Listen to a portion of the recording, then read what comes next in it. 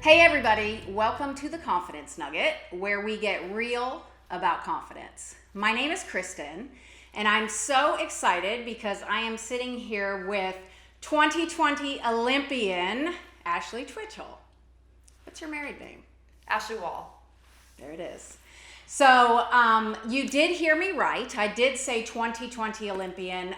She has already qualified for Team USA to go to Tokyo, go to the Olympics and swim the 10K in open water.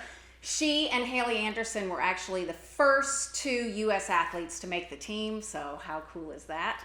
I'm so excited for you guys to get to know her better. But first, I have to tell you a little fun fact of our connection. We have two. First, while I was coaching at Miami, she was swimming at Duke. And so I didn't like you very much. ACC rivals. Because she scored a lot of points for Duke, so that was tough. And then also, we actually swam for Dan Kallela in college. I swam for Dan 1993 to 97 at Tennessee. That was actually his first year in 93 as head coach at Tennessee. And then she swam for Dan at Duke. What was it? 2007, 2011. Okay. Yeah. Old lady. A while ago now, yeah. So we are going to dive right in. Ashley, if you want to go ahead, those that are watching that may not know you very well, may not know too much about your career, if you could give us a little summary about your career, that'd be great. Yeah, so I grew up in New York, the youngest of four kids, and so my older siblings were all swimming, and I learned to swim at a really young age, initially just for water safety. So we were always around the pool, especially in the summer, living, at the club, and so my parents wanted me to be water safe in and around the pool. So my dad was a huge proponent of having us learn as young as possible. We never used any water wings or anything like that, so I could swim before I could walk. Was on my first summer team when I was 3, Wow. which my parents didn't even want me to do because it's like, you're so young, but I loved it. And so I did that, but I also always did other sports. I was really active in other sports. I joined my first year-round team when I was 7, but again was playing other sports. So I did soccer, basketball, and lacrosse until about 7th grade. Okay. And then in 7th grade was when I kind of felt like I was getting pulled in a lot of directions with school and sports and having a social life and my family. And so decided to just focus on one sport. And it was super easy for me at that point to make the decision of swimming. Even though I loved the other ones, the water was just where I felt the most comfortable, the happiest. I loved it. And so that's when I focused year-round on swimming. Swam for a club team named the Syracuse Chargers, upstate New York, outside of Syracuse. And I went on 3 recruiting trips to Duke, Villanova, and Colgate, which is a small school in New York, so pretty close to where I was from. I was good in high school. I wasn't phenomenal. I had qualified for junior nationals. I think that was the extent of what I had qualified for coming out of high school. And so Duke was my 3rd recruiting trip, and I fell in love with the school. I fell in love with the campus and the team, the academics, the athletics, kind of everything. And when I came home from that trip, I just told my parents that that's where I want to go. Yeah. Done. And they even asked me well, what did you like about it more compared to the others? And I couldn't even really articulate it. It's where I felt most at home. And I never thought I would go that far away from home. So I took that recruiting trip going into it. I was going to give it a chance, but it's not really where I thought I would end up. But like I said, I loved it. So I went there, had an amazing 4 years, dropped a lot of time my freshman year. I went into school to Duke as a 1650 in the 1650. So I went 1650 in the mile, short course yards, and at the end of my freshman year, I'd gone to 1550. So I dropped a minute in the mile. Oh my goodness. I just, a change of training. I was training a lot more, so came from a pretty small club that didn't do a whole lot of yardage or volume in high school. I had never done a double until I got to college, never had done dry land until I got to college. So I think just all of that played a huge part. So I went to NCAAs all 4 years. My highest finish at NCAAs was 5th in the mile my senior year, which I was really excited about. And made Olympic trials in 2008, so that was the summer after my freshman year. Okay. And then when I finished NCAAs my senior year of college, I knew I wasn't ready to be done. And so my whole grade, obviously, that was ACC's was their last meet, and most of them were pretty ready to be done. Yeah, most are. Yeah, they loved swimming, and they loved the swimming for Duke, but they were ready to be done, and I didn't feel like that at all. I wanted to continue. I felt like I had more in me to improve, and I still absolutely loved it. So that's when I graduated, I moved out to Mission Viejo, California, and swam with the Mission Viejo Nadadors under Coach Rose, and there I took an even bigger leap in my training. So my first week out in Mission Viejo, we did 100,000 meters. So for me, that was like crazy. I think my max had been like 70,000 yards. Yeah. But I loved it. Like, I thrived off of that. I loved pushing myself to my limits in practice. And that summer, so that was 2011, and I had been invited to the Open Water Select Camp in June. So I graduated in May, went to that in June. And the kind of culmination of that camp was Open Water Nationals. So everyone at the camp competed in Open Water Nationals basically the last day of the camp. And I ended up placing third in the 10K, which put me on my first international team to World Championships. And I didn't even know it was a qualifier. So I finished the race, and wow. A buddy of mine came up and he was like, "You're going to China." And I was like, "What?" Like, I had no idea. So I think probably a blessing in disguise. I felt no pressure. I didn't even know it was a qualifier. And then later that summer at World Championships, I won my first international medal. So a gold in the team 5K and a bronze in the individual 5K. And so that kind of launched my open water swimming career. Still continued to do pool as well. So really since then I've kind of balanced both. But especially from about 2011 to 2014, I would say open water was kind of my primary focus. Really narrowly missed making the Olympic team in 2012. So the qualification for open water is a little bit funky, but when it came to 2012, there was only one spot left for the American women. And so at our nationals that summer, me and Haley I finished first, Haley finished second, and so we both went to Portugal for the Olympic qualifier. And they take the top 15 at that race, and I was fourth, but Haley won. And since there was only one spot for the Americans, I didn't get to go. So that was definitely really disappointing. Took a little bit of time to bounce back from. And then in 2013 and 2014, so the next 2 years, I actually missed making that summer's international team. So it was World Championships in 2013 and Pan Pacs in 2014. So I missed making both of those teams. So that was definitely a tough couple of years for me. And then I had shoulder surgery in July of 2014. I didn't know that. Yeah, so kind of added that onto it. And then since open water qualifications are a year prior, so those happened in 2015. So it was about 8 months post surgery. And our top two at nationals go on to Worlds, which is the Olympic qualifier, and I placed third. So again, a pretty narrow miss. And so that's 4 years ago now. And at that point, I did kind of consider whether that was going to be the end of my career. But again, in college, I still loved it. And I still loved it even having gone through those really tough times. So that kind of said a lot to me. So kept going with it. I won a gold in the 5K at 2017 Worlds. And again, going into 2017 Worlds, I kind of thought, okay, maybe this will be it. And then I won gold, and I was like, I can't stop now. So went to Pan Pacs in 2018, and then this year at World Championships, qualified for the Olympics. So kind of a long-winded description, but it's been a really long journey. Obviously, like I said, I've been swimming since I was really young, and I'm 30 now. So it's been a while. A lot has happened in those years. Definitely some highs and some really low lows. And so there's been a lot to my journey, and but it's been fun. Really exciting. Yeah. So you heard it from her mouth. I don't have to say it. She's 30, which in the swimming world is old, especially for a woman, right? So it's rare for a 30-year-old to keep rolling. What's even more rare is she keeps getting better. So I just want to ask you, what is the secret? Is it just your love for this sport? What's your secret? Yeah, I think it's a combination of a lot of things. So I was actually home in New York 2 weekends ago now. I had the honor of being inducted into my high school Hall of Fame, which was really fun. Yeah, and so a couple of my old coaches came to that who still live and coach up in New York. And one of them I haven't seen in quite a few years. He coached me in high school.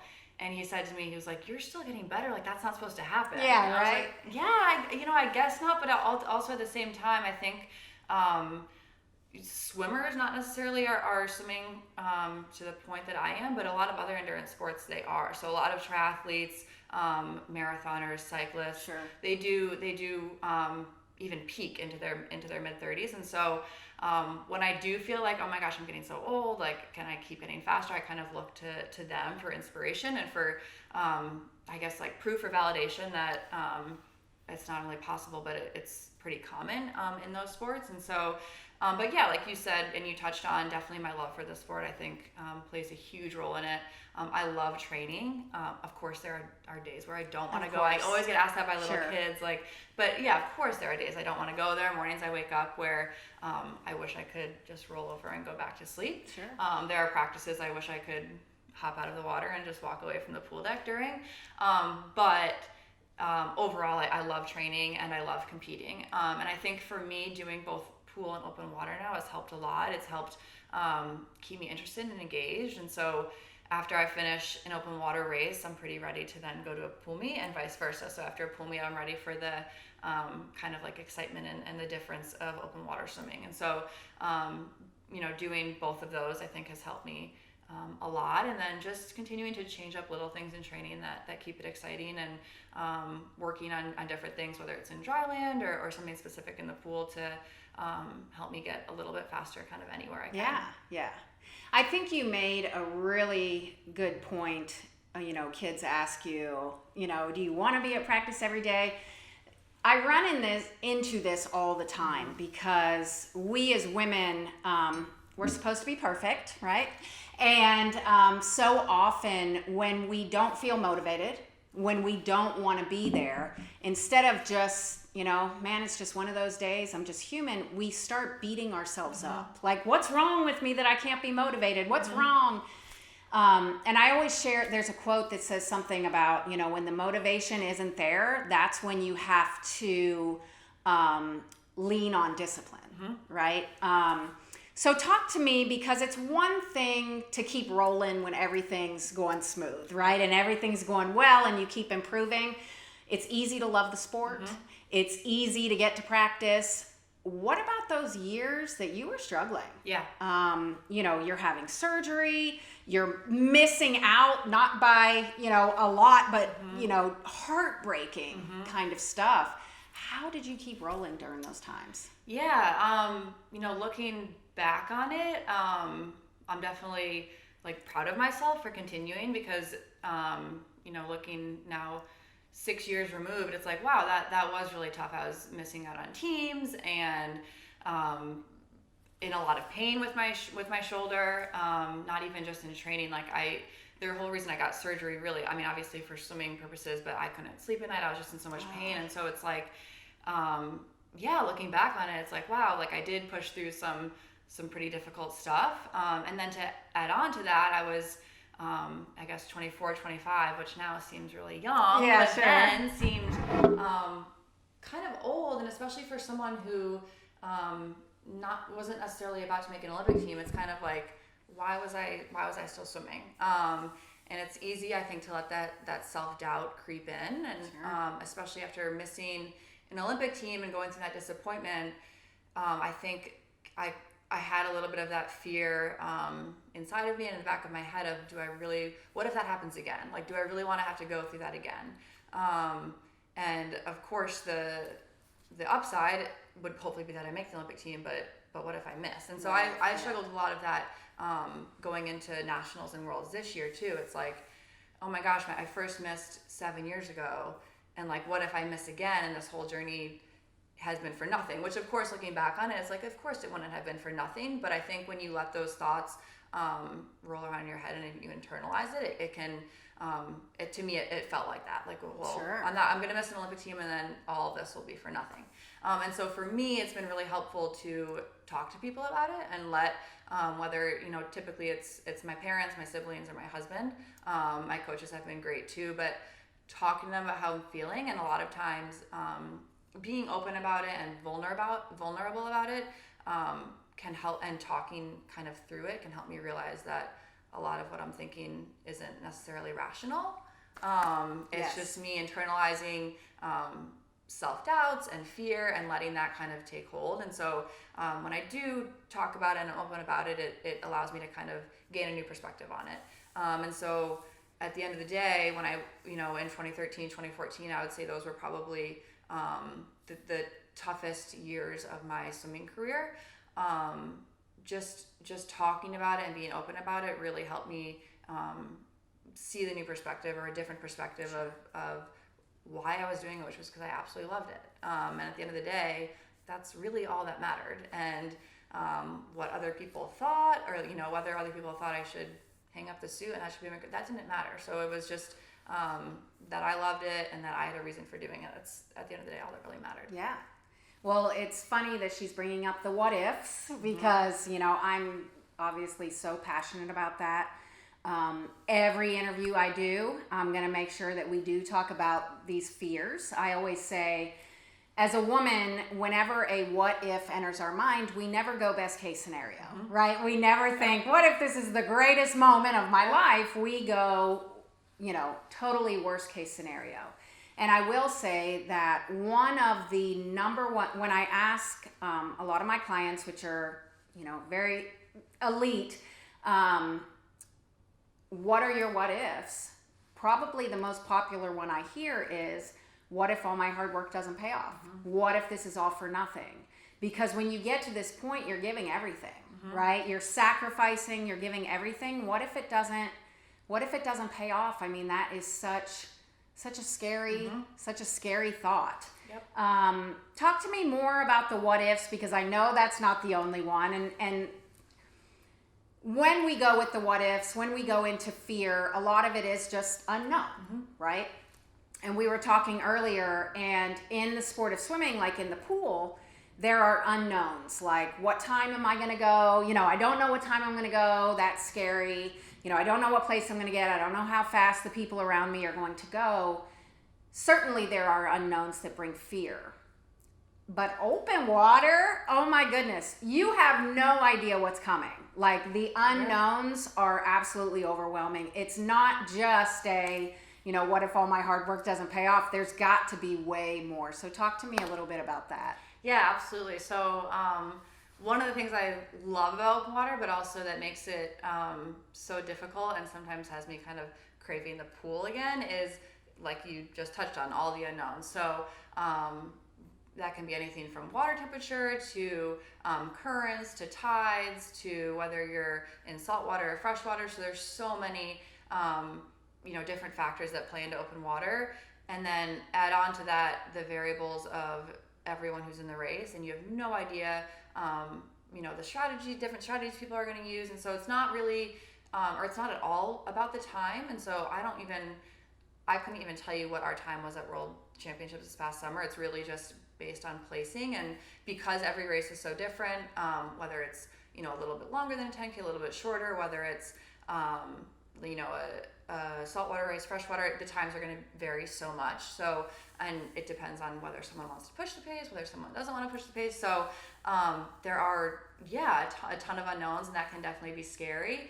And then so this past summer, World Championships were in Korea, and we anticipated the water being pretty warm, and so we had our nationals in Miami kind of mimicking that, so the warm water. So we try to have our nationals every year kind of mimic whatever that international competition is going to be.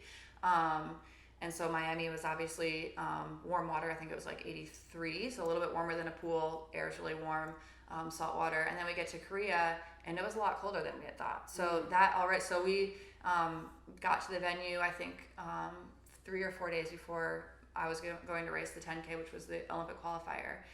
And it's like, oh my gosh, the water is 4 degrees colder than I thought it was going to be. And it's like this panic mode. Yeah. And I was able to calm myself down. It's like, well, this is the same for every single person here. But like you said, it's so easy to go to that worst case scenario. And it's like, I start thinking like, well, cold water is worse for me. I'm better in warm water. And it's like, I have to check myself. Like, why am I letting these doubts creep in and thinking the worst possible thing? And then to go even further, so people ask me a lot, like, what were you thinking during the race? And it's hard, like the race goes by, even though it's 2 hours, they tend to go by really fast. And so there aren't many things I can really pick out that I was thinking during the race, except for, so the race was a 6-lap course, so each lap was a mile. And so going into the very last turn of the race, there was 800 meters left of the race. So, and I can vividly remember going around the last turn buoy, so with 800 meters to go, and it was still a huge pack. I think there were like 20 to 24 girls in the pack. And I obviously know that 10 are going to make the 10K, or make the 10K for Tokyo in the Olympics. And I can vividly remember thinking, well, what if I don't make it? And like you just said, like, so all this hard work was for nothing. I'm going to miss again.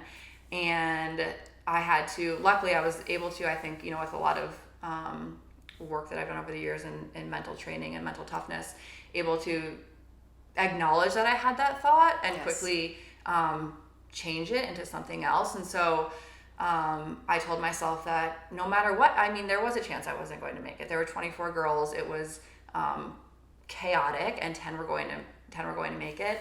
And so I told myself that no matter what happened, if I made it or didn't make it, I wanted to finish the race and know that I'd done everything I possibly could. And so for that last 10 minutes, all I was focusing on was swimming as hard as I could, racing as hard as I could, being as mentally tough as I possibly could, and knowing that if I did that, regardless of whether I made the team or didn't make the team, I would be able to finish not having any regrets.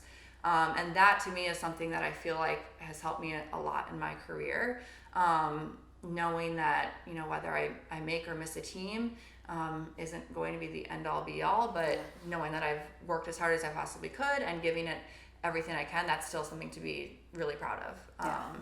And, you know, I was 7/10 away from not making the Olympic team. And so in a 2-hour race, 7/10 of a second is, you know, literally nothing.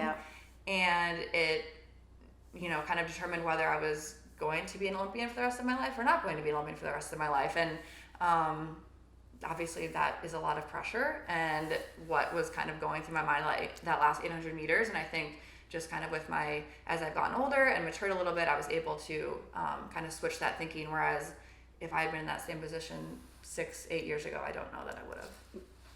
Wisdom. Because when the fears come, we always panic, which we're at our worst, absolute worst when we are in panic. So knowing, hey, I need to speak truth to this fear. You know, I need to pull myself back into perspective and look what she did. But, you know, as you were talking, I kept thinking of something that Elizabeth Beisel actually said, and this is going to be perfect, I think, because you are 30, because one of the things as we were talking, I said to her, you know, or she said to me, I think that the reason that I was able to stay in the sport as long as I did, and obviously, you know, 3 Olympics, she said, I started to give myself grace. And I started to understand that my best was going to look different on different days. There were going to be days that my best was ridiculous and I'm amazing, and my best some days is getting through it and going home and going to bed.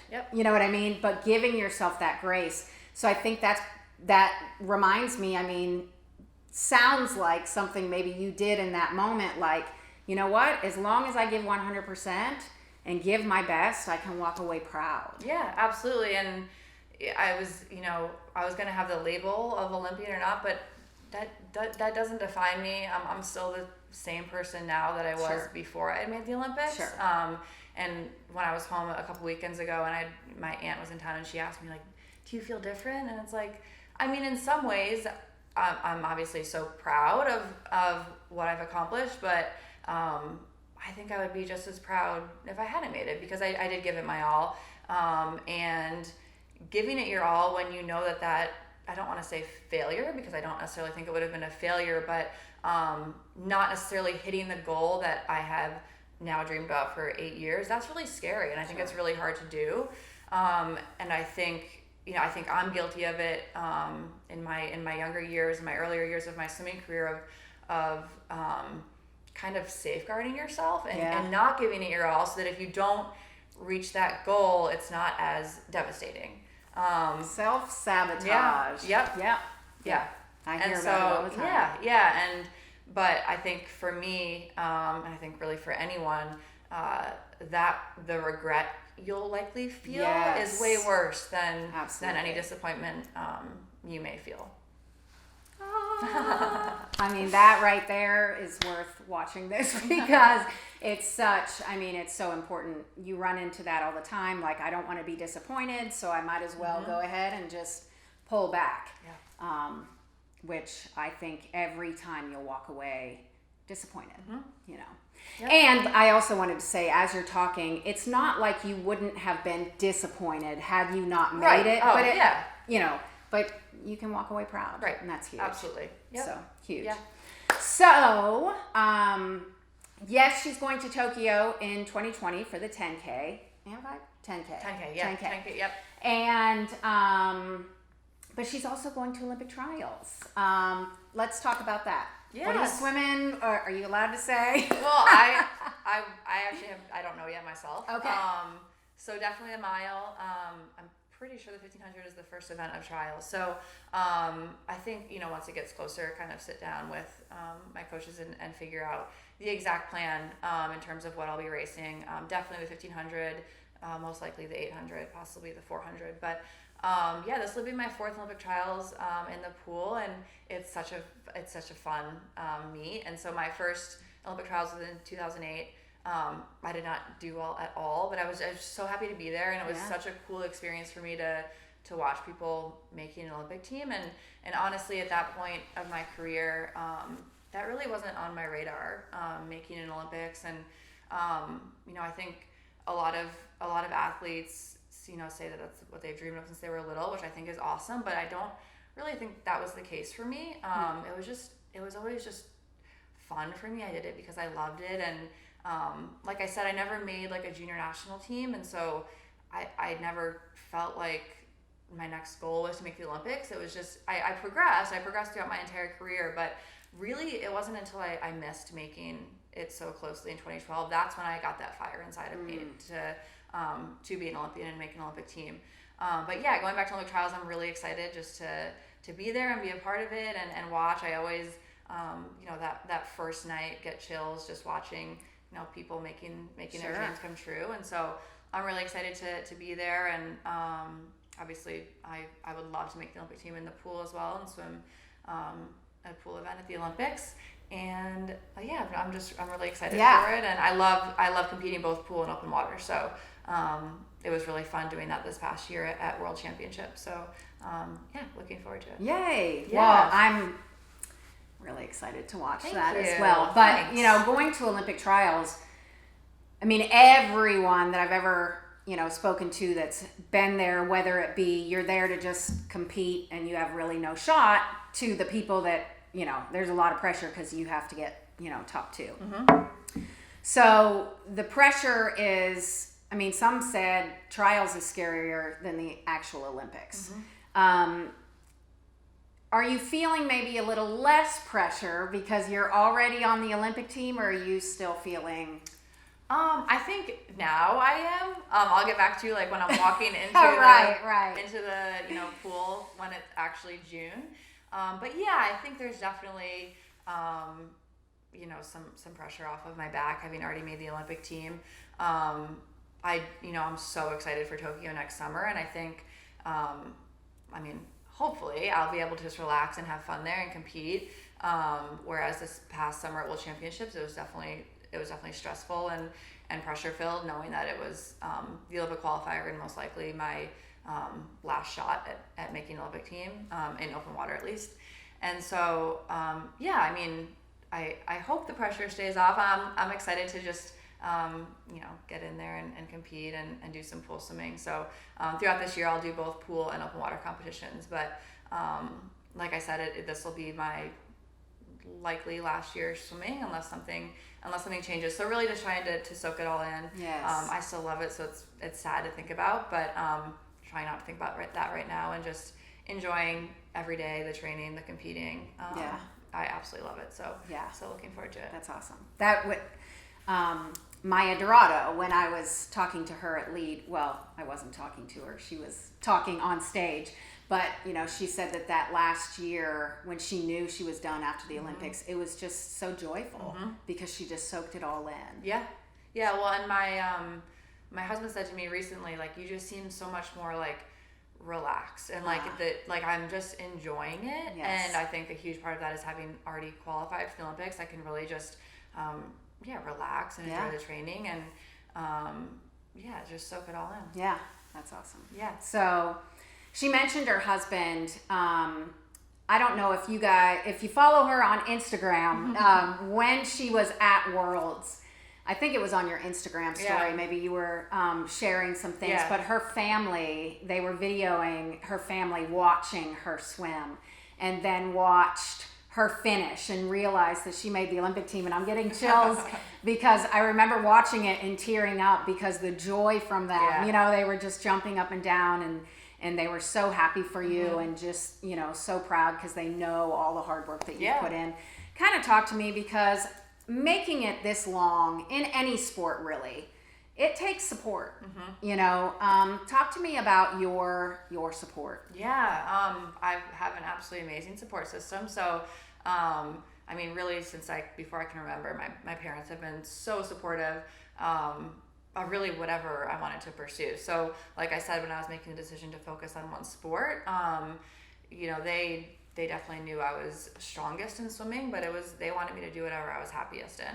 And so they were supportive of that. And, when I decided to keep swimming after college, now when I look back on it, I'm like, that was kind of crazy of me. Like, it wasn't like I was an Olympic hopeful. It wasn't like I had barely made Olympic trials. Actually in the 400 was the first event I had qualified in.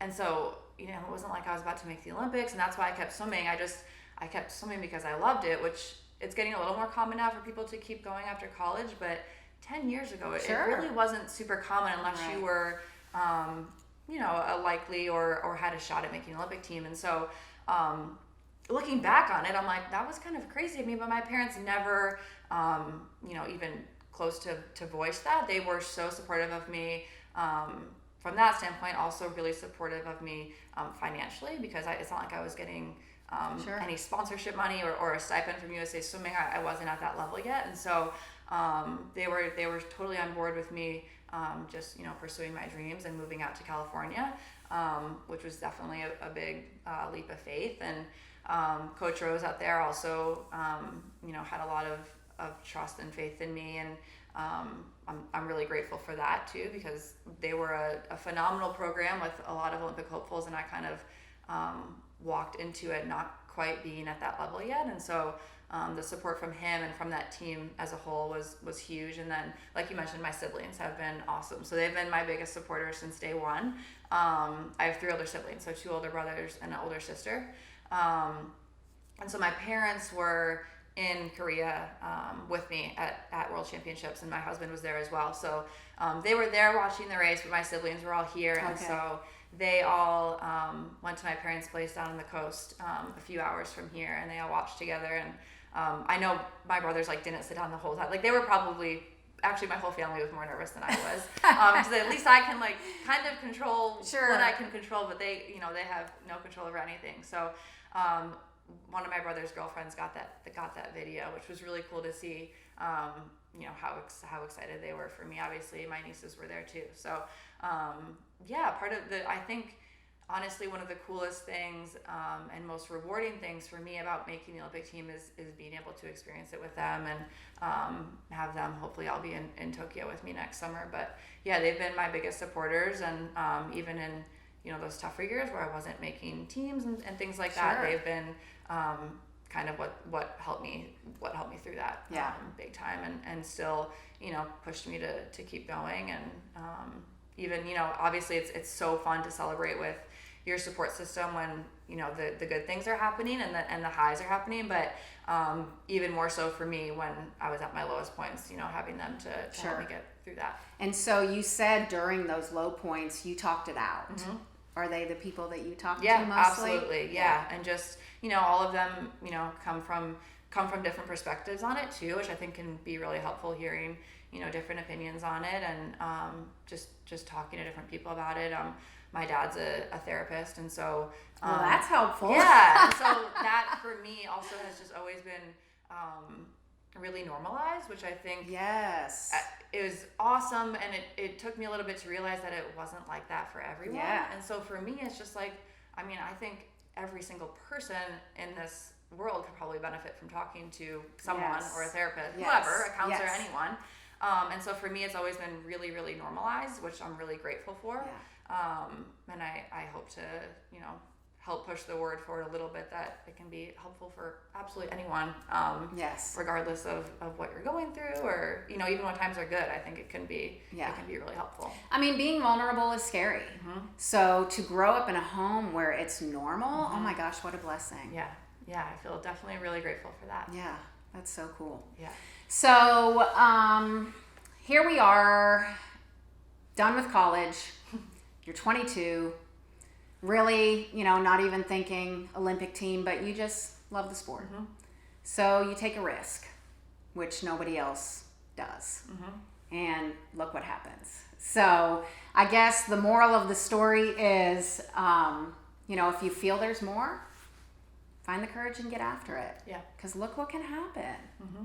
Yeah. And I think finding a way, because I think it's also important to understand that in sports, I always ask athletes, what's your relationship with sport? And it's always like a love-hate. Mm-hmm. I love it. That's why I do it. But I also hate it because it brings stress. It brings failure. It brings disappointment. It brings those 3 years. Yep. It brings shoulder surgery. It brings... Yep. But finding a way to keep focusing in on the love, I think is really important. Absolutely. And the passion you have for it, and remembering why you're doing it in the first place. Yes. Which, should be because you love it. Beautiful. Yeah. So, well, to close, as you guys know, because this is called the Confidence Nugget, I always ask my guests to give a little nugget of wisdom, something that she has learned along the way that she wants to share with you that can help you with your confidence. Yeah, so I think for me personally, something that I have learned and that I'm definitely still learning is to not play the comparison game. And I think in this day and age, it's become even more easy to do. Sure. With social media, Yes. Instagram particularly, it's so easy to compare yourself to other people and what their life is like and what they're doing. And as we know, that's a highlight reel. And even though I think most people are now aware of that, it can still suck you in. And it can be really difficult. And I'm still trying to figure out how to deal with that. And so one of the things I've actually started doing pretty recently, I think I started, about 3 years ago before nationals for the first time, is like the week before a big competition, I'll just delete my social media. And I'm not saying that that's needed for everyone or necessary for everyone. But it works for you. But yeah, for me, I Yes. just felt like it was a trigger, and I felt like I could sense myself getting anxious when I was going on. Not necessarily because I was like seeing anything bad, but just for an example, like leading up to a big competition, seeing someone you may be competing against, like what they're doing. It's like, well, should I be doing that? Or if they're doing that, and it's so easy to get sucked into that. Yes. And so for me, deleting that stuff has been really helpful. And the very first time I did it, I think it was 2 or 3 years ago before Olympian Nationals, and I didn't realize it until I put it back on my phone, like how nice it was to not have it on there. And it's like, it's such a it's so nice. And so again, I'm not saying that's right for everyone, and some people may not need that, but for me, it was definitely a trigger, and I could sense myself kind of getting anxiety over social media, and so I just chose to remove it. And so I think the comparison game can be really tough. I think I swim with a club team now in the afternoons, and so especially like the college decisions, I think for me, when I made that decision 13 years ago now, I guess, I remember that being really stressful, and I think it's probably tenfold now. When I committed, no one really made a decision before fall of their senior year, which is still pretty young to be making that big of a decision. Sure. And now it's getting younger and younger, and then add on to that, you want to be able to post it on your Instagram and say where you're going and how many likes it can get. And so just being, I guess, self-aware of that and Yes. conscious of that and aware if it may be a negative trigger for you. Like I said, it might not be for everyone, and just focusing on yourself. And everyone's journey is it's so cliche, but everyone's journey is so different. If you had told me 15 years ago that I would make an Olympic team, but it would be at the age of 30, I would be like, are you kidding me? But just taking it for me, just like, I love to take it day by day, week by week. If you told me in 2012 that I would be swimming in 2020, I, again, probably would have told you no way, but just taking it day by day and focusing on yourself and your journey and trying as best as you can not to worry about what everyone else is doing, because that's their journey and everyone's going through different things. So yes. Yeah. I couldn't have said it better myself. That was beautiful and perfect. So, thank you for being here. Yeah. I'm so excited for you. Thank you. Your perseverance, you're willing to be vulnerable. I mean, it's just inspiring. I think I feel like so attracted, like, to your words, you know. Thank you. Yeah, you're just awesome. Thanks. And let me say that anybody that knows her, if you go around the swimming world and ask about Ashley Twichell, they're going to be like, she is the most quality human being. I mean, just so many good things. So thank you for being here. We're so excited. you. We'll be cheering for you. Thanks. Thank you guys for watching, and we'll see you next time. Bye. Bye.